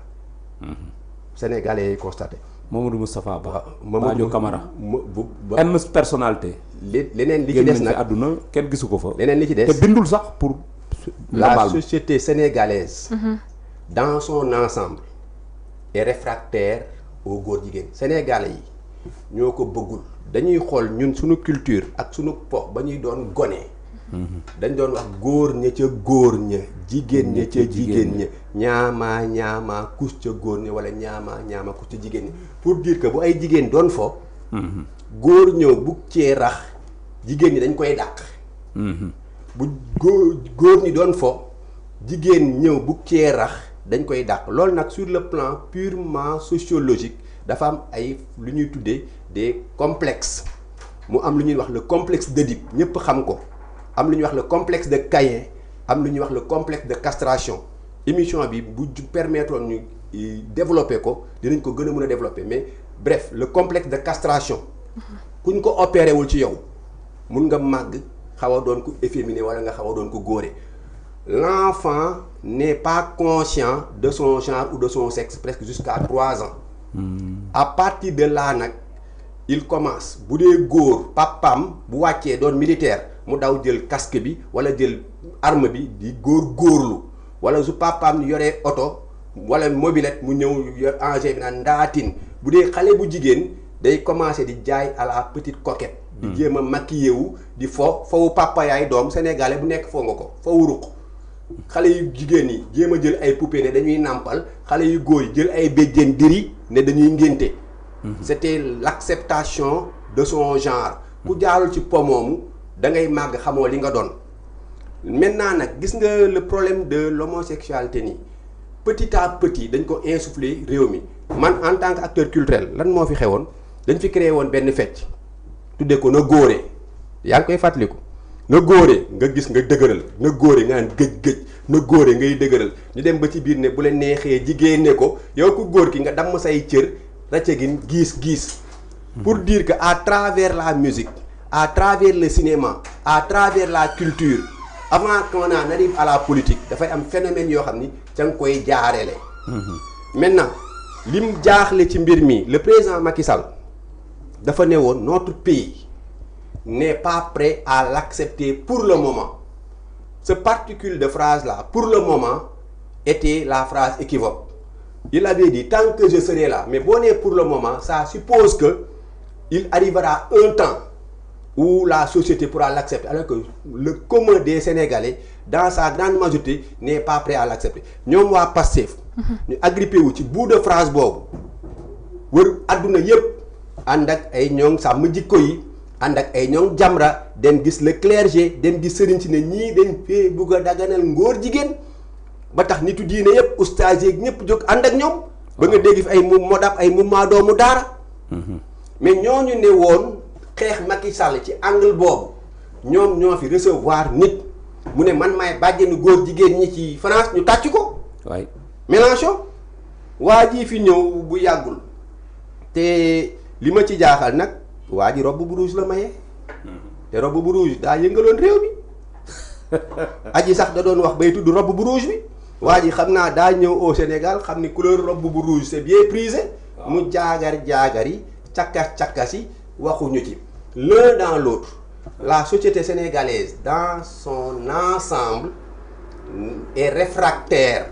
ñoom ñi ko campagne woon xam nga nag peut-être que le monde a ses réalités ñoom dem nañ ba jàppee ne suñ ci waxatee ña yor koppari àdduna bi wala ceux qui dominent le monde dinañ dal seen kaw ils font la courbette silence et bouche cousue mooy wane ni booy opposé wu bëri na looy wax loo xam ni la réalité du pouvoir que tu nies naan je ne crois pas à la réalité du pouvoir le pouvoir a ses réalités l'opposition est le ministère de la parole libre et le ministère des grandes promesses quand tu es dans l'opposition lu la neex mun ngaa wax mais face à la réalité du pouvoir face à la géopolitique internationale face aux grands de ce monde da ngay xam ni yenn yi da nga ko doon dig sa peuple da nga ko doon wax mais boo ko jëlee àdduna daal sa kaw mais li ci gën a désastreux day mel ni dégguñu tubaab mais quand des gens répondent comme des répondeurs automatiques comme des applaudisseurs automatiques comme des jouettes man ba Mélenchon taxawee université ne damay xam nga li ñuy naan samp sa bopp Mélenchon daa ñëw université samp ay tànkam taxaw ci ay tànkam ne je ne vais pas me renier mooy lan du ma weddi sama bopp man dama gëm ñii dama ànd ak ñii dama leen di jàppal may seen bàjjen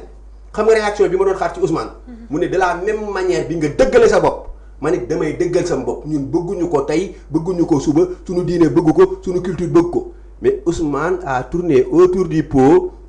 a fait une gymnastique verbale langagère pour dire que dans ce pays am nañu sax nu ñu leen tuddee ainsi de suite ils sont tolérés. Ça a été catastrophique cette communication. Le phénomène est toléré. Le phénomène mais il n'est pas. est-ce que nekkut discours boobu mu tenir moo leen. waaw mais xam nga boo nee dans mon pays c'est toléré. Tout ce qui est toléré dans ton pays les gens qui le font ailleurs peuvent venir déambuler. Ah oui. nangu nañ ko fi.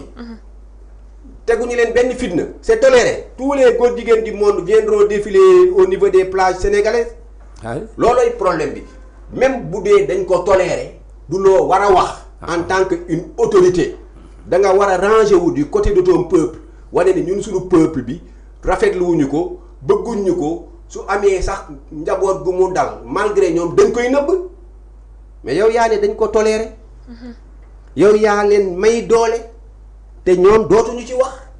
assemblée luñ ciy xaar nañ ci wax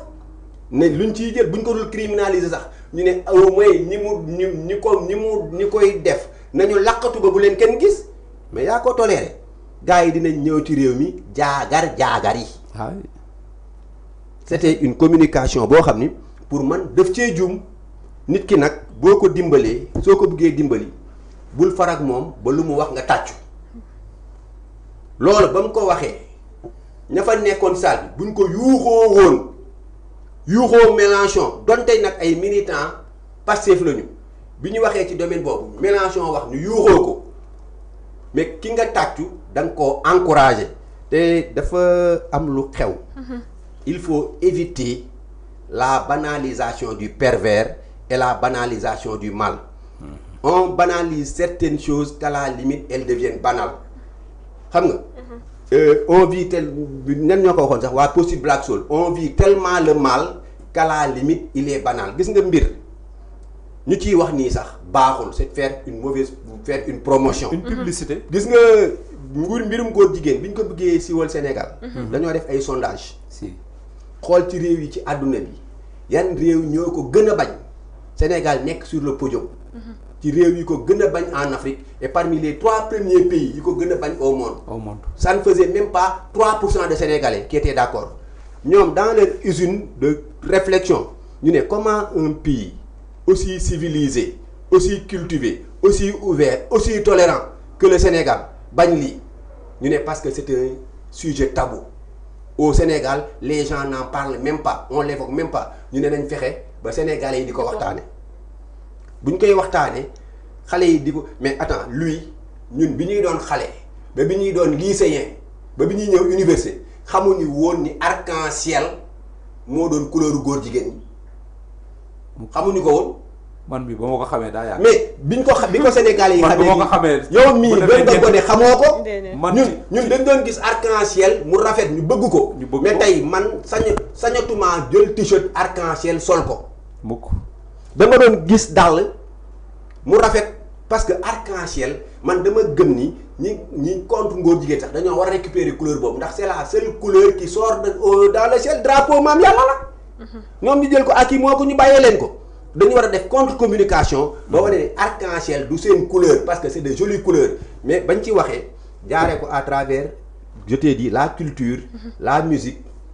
le cinéma ba ñoom film bu ñuy jouer dinañ ci créer benn scène personnage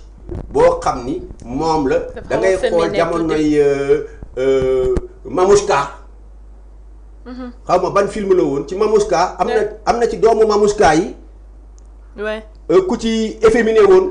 film bu ñuy dugal ba ci dessin animé yi. si dañ ciy dugal ay dessin animé yoo xam ne léegi yow quand un enfant grandit en suivant des images en entendant un discours devenu adulte du ko déranger. ñun au Sénégal nous ne le voulons pas nous ne l'aimons pas et bugguñu mu siiw fi ñi koy def nañu làqatu. fa tabarakallah.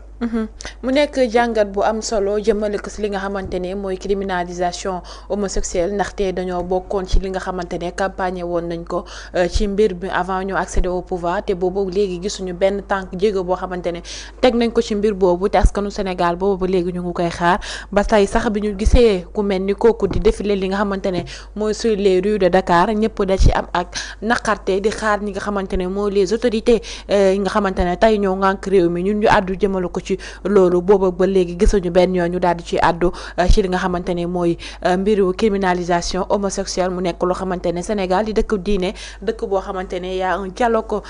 islamo-chrétien boo xamante ne am na fi amul benn ñaar ci benn diine yëpp kenn koo xamante ne d'accord na ci mbir moomu te boobu léegi gisuñu benn yoon ñu daal di koy xaatim jëmale ci mbir moomu ñuy laajte fan la mbir moomu daal di toll ndax dafa bokkoon ci li nga xamante ne mooy promesse électorale la waaye bu ñu jugee ci loolu dañoo gis ko suñu président de la République Bassirou Diomaye Diakhar Faye di accélérer mbir mi nga xamante ne moo jëm ci presse bi gannaaw ba ki nga xamante ne mooy suñu ministre yëkkati woon ay kàddu tëj ay organes yi nga xamante ne nekk woon en règle par rapport ak li nga xamante ne moom la yoon dëkk war a daal di doxee jëmale ko sur le code de la presse ñu gis moom mu accélérer mbir yooyu ñëpp di laajte est-ce que mbir yooyu ñu accélérer est-ce que nekkul dafa war a nekk benn faveur boo xamante ne day am ñu si bénéficier wu ak ñoo xamante ne duñ si bénéficier wu. man de li ma jàpp mooy lenn waxu Diomaye la rek ngeen baal ma ci. waaw Joms daal moo waxati yaa gën a fay wax nag koo xam ni signature am sax bu ko signé mën na koo weddil boppam man ay waxam daanaka ay kàddoom moom dama ci xaw a tey daal. parce que moom moo fi taxaw ñu ne premier ministre bi nga nommé daa war a dem assemblée def déclaration de politique générale am DPG. président Diomaye ne bés sangam sama premier ministre dina jëw assemblée bu ñëwee assemblée dina def DPG. mu bàyyi ba ñu ni suba xaw ma gannaaw suba le premier ministre war a ñëw mu xaatim décret te fekk mu ni sama premier ministre man maa joxe garantie dina ñëw mu xaatim décret seyal assemblée nationale tas ko. ba tey jii premier ministre am tegul tànkam ci kanam député yooyu mooy député 14e législature. président Diomaye moo fi ne ba muy campagne. bu nu faloo dañuy criminaliser homosexualité mooy li ñu doon wax léegi-léegi tam bi ñu doon wax ndax sunu diine bugg ko sunu aada bugg ko cosaan bugg ko benn sénégalais bugg ko ba tey jii assemblée nationale bi nga xam ni moo fa am majorité wotewul benn loi pour loolu ñu tere ko définitivement au Sénégal maanaam jëf yooyu au contraire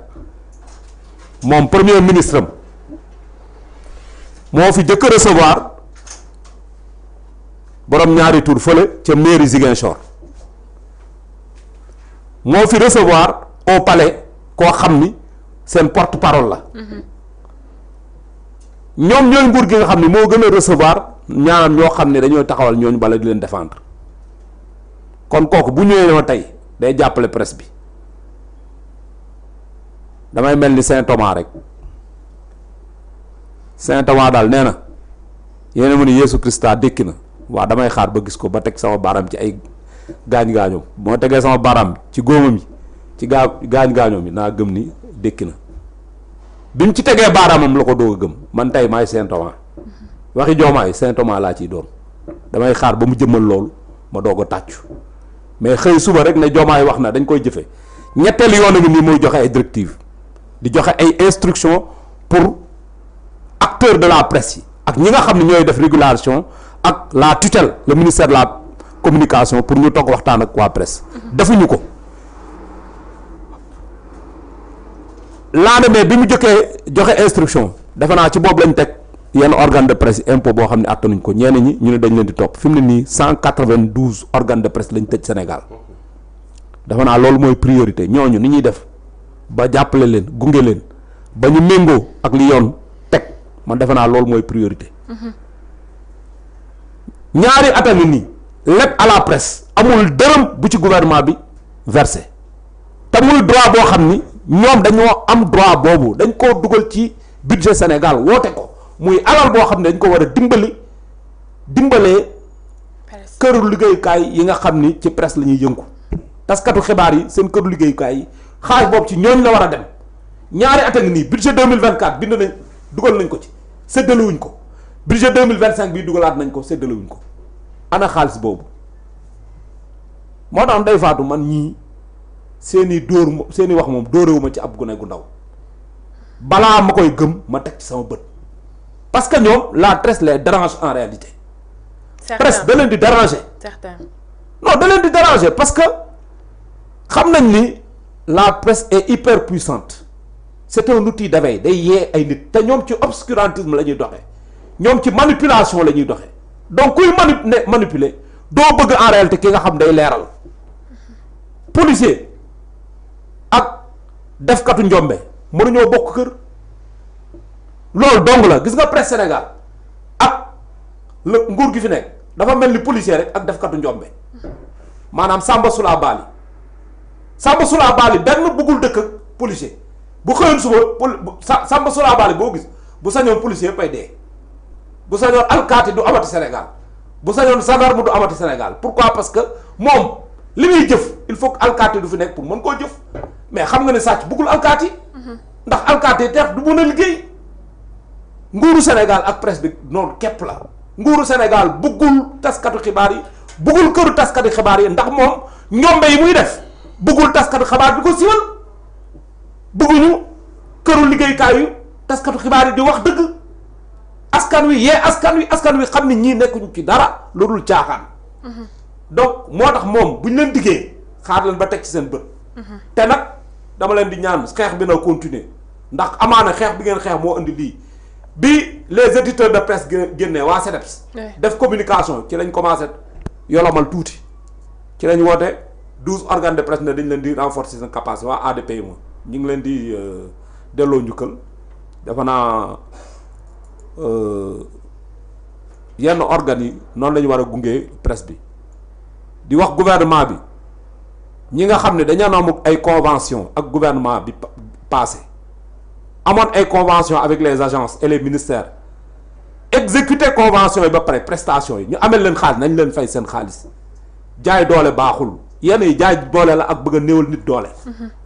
loolu balaa ñuy def dara nañ fay loolu ba pare génne aide à la presse bi séddale ko nit ñi organe de presse yi ñuy tëj ñu bàyyi ko di tëj dafa naa loolu mooy les principales mesures yi nga xam ne gouvernement daf ko war a jël deuxièmement compte société entreprise de presse yi nañ ko débloqué compte jaambur yi ñu bloqué sele ko nañ ko arrêté dafa naa loolu daal bu ñu ko defee dafa naa bu ci kanamee jàmm dina xaw a am si secteur bi bu dul loolu moom li mu leen di wax rek nit daal mbéjum kanam borom a koy fajal boppam te kii fu lay jaay Dakar. baa ma ñam jeexal ko. waaw bàyyi ma ñam jeexal ko fu la moom boo ko amul su dul loolu bàyyi ma ñam ci dina jeexal Dakar gi. kon seen taxawaay bi ngeen taxawoon tem na continuer gouvernement bi du gouvernement boo xam ne day wax nga gëm ko déedéet même bu dee sax da ngeen di wér gànnaay yi da ngeen wér gànnaay yi seen wet bu mu leen sori parce que ñii seen dara leerul seen dara wóorul. digg nañ fi lu dara lañ fi deful ba tey.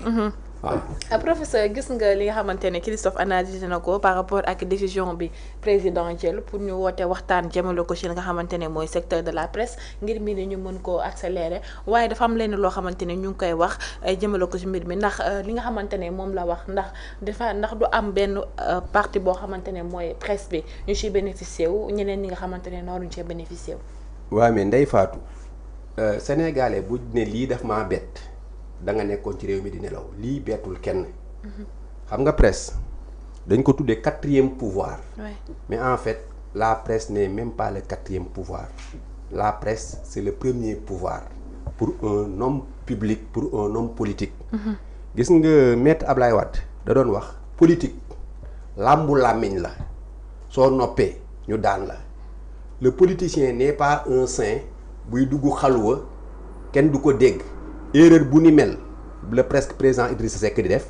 erreur bu ni mel le docteur Cheikh Tidiane Gadio di def ak ñeneen doo tudd seen tur ba Sénégalais yi ne du ñu boroom xam-xam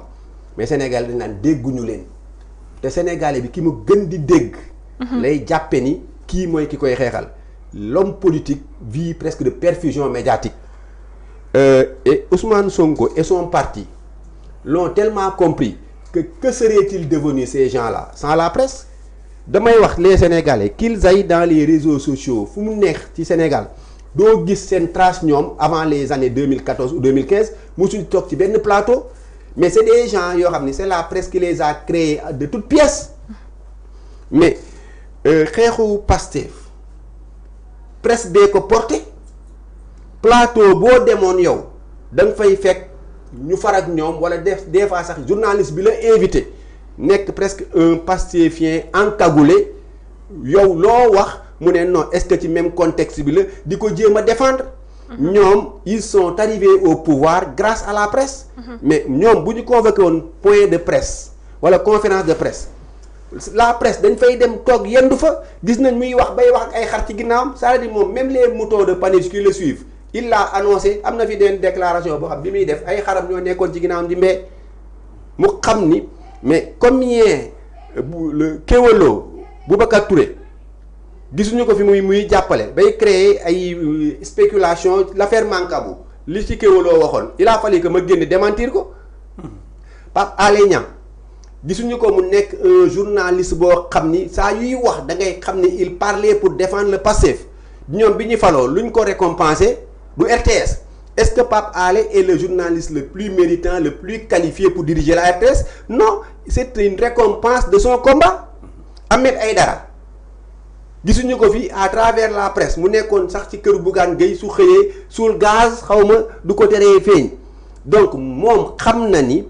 la presse est un outil pour promouvoir un opposant est un outil pour combattre le pouvoir léegi ñoom du presse bépp la ñuy attaqué de presse bu àndut ak ñoom nga mel ni Tange nga mel ni notre sœur peut-être Aïssatou Diop Fall la presse libre la presse qui n'est pas joueur de xalam la presse xalamiste la dinañ ko presse bi nga xam ni dinañ fa invité Louis Christophe mu toog di wax dinañ fa invité Louis Mango mu toog di wax te ñu xam ne ñii di wax li ñuy wax arrangé wuñ ñu ñoom presse boobu du leen arrangé ñoo la gën a xam ni li ñu am presse moo leen ko may te lii nguur gu fi daanu presse la daaneel kon ñoom ils vont tout faire pour museler cette presse pour museler ces hommes libres mais Ousmane bi muy wax ni daanaka daa jëfur mais ñëpp xamoon nañ ko je vais les effacer mais ba mu taxawee ne li fi doon am du fi amati je vais les effacer ca ëllëg sa daanaka la Abdou Nguer gëj a am jàmm. si consigne la woon. kon consigne la gisuñu fi Moustapha Diakhaté gisuñu fi keneen ak keneen nee naa la liste bi ña ca des Louis Christophe attends ton heure mu ngi ñëw man saa yu may dugg Dakar dama fiy duggaale ak ay livres ak training ne madame jàppel ni dinaa wax loo xam ni du ma saaga je suis quelqu'un de civilisé je suis quelqu'un de raffiné mais ñoom ci samay wax suñ ci amee toq wax joo xam ni mun nañ koo tuddee offense au chef de l'État ou bien offense à l'autorité dinañ ci langaamu parce que ils ne veulent pas c'est des ñoom xam nga lu ñu bëgg des esprits endoctrinés des esprits suivistes des esprits yoo xam ni ki ñu àndal il est l'adjudant de Dieu sur terre ñu sellifié ko ba moom lu mu wax dëgg la du juum su juumee sax ñu wutal ko ne xamoo fi muy waxee les mêmes dire ñun ñi nga xam ne dañuy jàngale texte di jàngale contexte di jàngale communication ñoom ñoo ñu naan noo xamoo ci ban contexte la waxee woon ñoom ils vont toujours essayer d'organiser leur parler à partir de li ñu naan point de prise de parole li xam nga li Sénégalais naan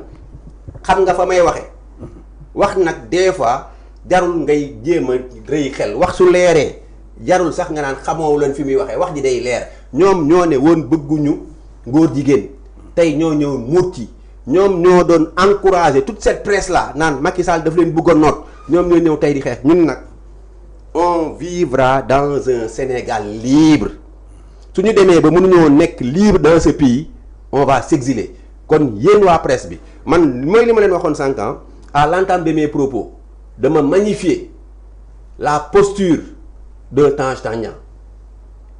dama magnifier la posture de tous ses confrères notre sœur presque Aïssatou Diop Fall fitna yi ñu koy teg j'ai magnifié la posture de tout homme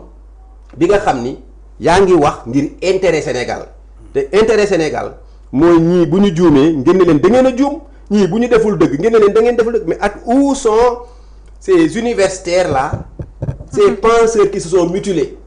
xanaa liiruñu la fonction du poète de Victor Hugo l'intellectuel doit qu'on l'insulte ou qu'on le loue faire flamboyer la vérité en toutes circonstances disent la vérité suñu professeur Amadou Ali Dieng nag moo ñu ko jàngaloon vivre en intellectuel c'est vivre dangereusement parce que boo nekkee réew moo xam ni affection moo fa am man dama am feebar bu dal waa Pastef dama leen ci bëgg a jàppale ñoom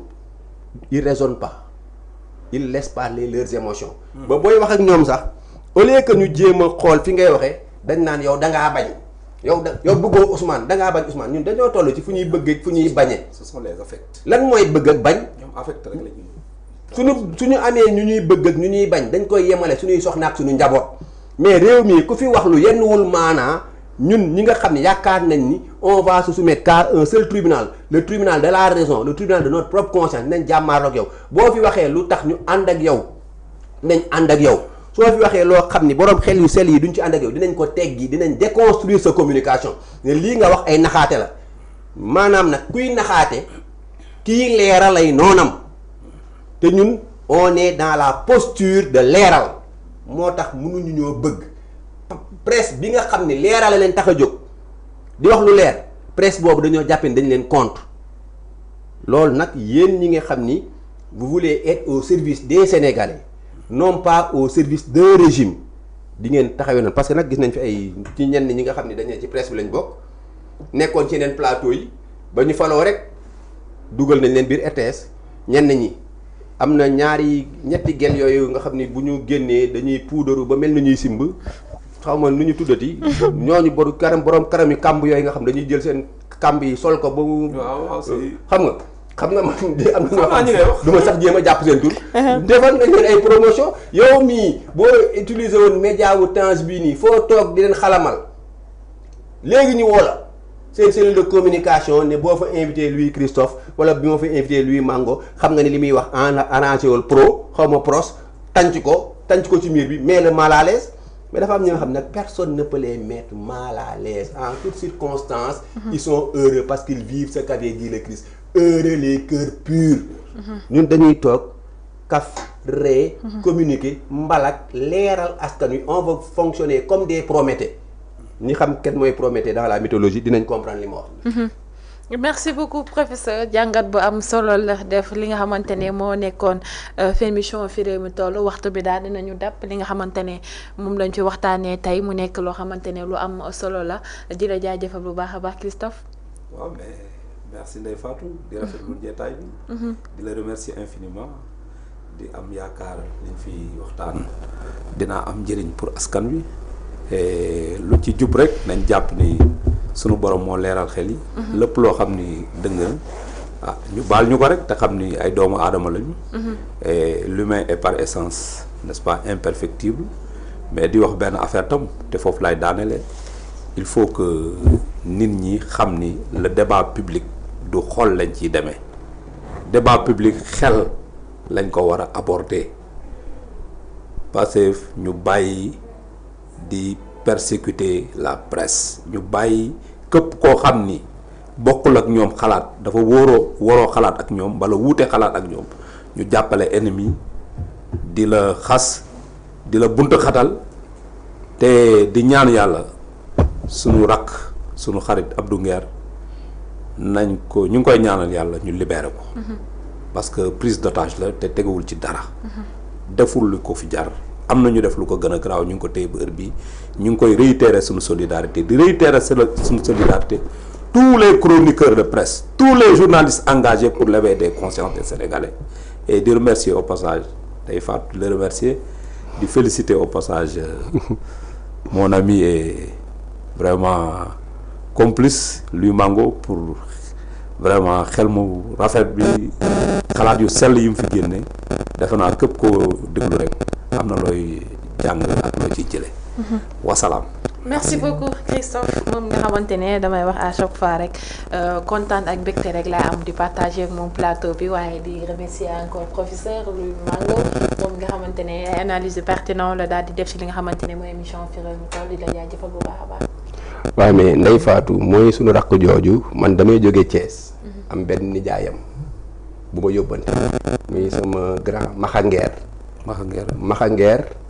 nijaay la ci Abdou Ngeer. ah bon ba mu ma suivre man ak moom ñu def plateau dama ne ma foo ko gisee bu dee seeti nga ko sax nee ko deretu ngeereen bii daw ci yow bul tiit bul yox-yoxi parce que sénégalais yépp xam nañ ni dañ laa téye ci lu dul yoon kon amaana amaguma occasion gis ko ci plateau bi lay toog mun ko wax. Ndeye Fatou da nga invité ñaari rebelle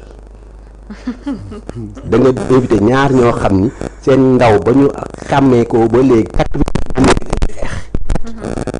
on l'a fait au collège Saint-Gabriel ba ñenn ñi dañ leen fa dàq. On l'a fait dans les CMDT, dans les lycées, à l'université, dans le mouvement syndical. Ñun injustice duñu dund ak moom. kon quand tu as deux lui sur le plateau lui nag dafa am lu muy tekki tur day niru borom lui c'est la lumière lui doit luire lui doit éclairer. waaw tout à fait. boo amee lui Christophe lui Saint Thomas maintenant am lui Ibrahima Xalilullah dañu wax loo xam ni bu jubluwuñ ci lu dul leeral askan wi parce que tur day wuyu borom lu waaye di wuyoo na koy niroo. n'en déplaise à ñay xataraayu y'a le collectif des xataraayu kat y'a le collectif des saaga kat nañu saaga ba suba c'est l'arme des faibles qui veut nous défier tu viens avec nous sur le plateau ñun on sera factuel dañuy génne ay faits mais yaa ko fi waxoon tu n'as même pas l'honnêteté de dire maa waxoon damaa juum maa waxoon waxeet da ngay créer ay gymnastique verbale pour jéem ko trouver sénégalais yi nag fi mu toll li ma leen di wax ñoom seen 54% yooyu ñu doon ndamoo suba altine bu ñu demoon élection ils verront que leur 54% a fondu comme du beurre au soleil ndax nax nit ñi ba falu am na mais nax nit ñi di leen jiite du am mukk soit dañuy def li ñu diggee woon wala ñu xam ni mënuñu ko bu ñu demee élection Sénégal yi du ma leen te nag ñun ci tànk yooyu lañ taxaw parce que nous incarnons cette nouvelle jeunesse parce que ñun ñoo maaseeg ñoom ñun ñi maaseeg ñoom jàngadoog ñoom dans les universités defandoog ñoom ñun ñooy maaseeg ñoom dañuy gëm ni sax l'opposition classique là nañu xam ni y a un Louis Christophe y a un Louis Mango y a un Djibi Ndiaye y a yeneen structure de jeunes yuy taxaw jàmmaarloog ñoom di la sant nag c'est la première fois ma def ak yow plateau mais vraiment c'est un réel plaisir parce que ni ngay relancer des fois nga permettre ñu développer ba xaabaabal parce que nag ay jàngalekat nga toogal lu ñuy wax rek dañ cee jublu muy leer on est dans le leeralisme international. tabarakallah macha allah. merci beaucoup man kay may wax un plaisir de partager ak ñaari Louis sama benn plateau mu nekk mbégte ak njàngat boo xamante ne à chaque fois rek dama ci daal di yokkutewu nekk di yokk sama niveau d'intelligence par rapport ak bi nga xamante ne foofu laa tolloon amee internetu VIP People seen émission Fi Réew mi Toll fii lay daal di ndar keppe waaye teew dañ leen di dig daje ci kanam ak suñu yeneen ñun Thiès la ñuy jógee bu mu ndar keppe fi lay Thiès keppe bi lay daal di kon Thiès keppe ba si kanam tuuti ak su yeneen jotaay waaye ñu ngi leen di jaajëfal bu baax a baax.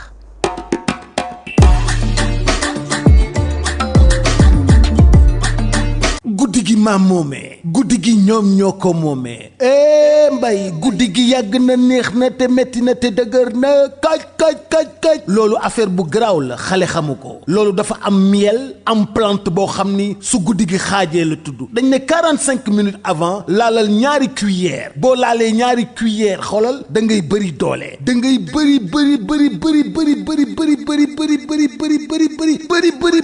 doole guddi gi neex lool yàgg lool livraison à domicile c'est possible kon li may wax xam ngeen lan la miel la ak ay plante loolu nag mi ngi jugee Paris mi ngi tudd la nuit nous appartient wooteel 77 751 59 59 ñi ngi bàyyeekoo Sacré-Cœur 3 ñu livré la ko yée guddi gi day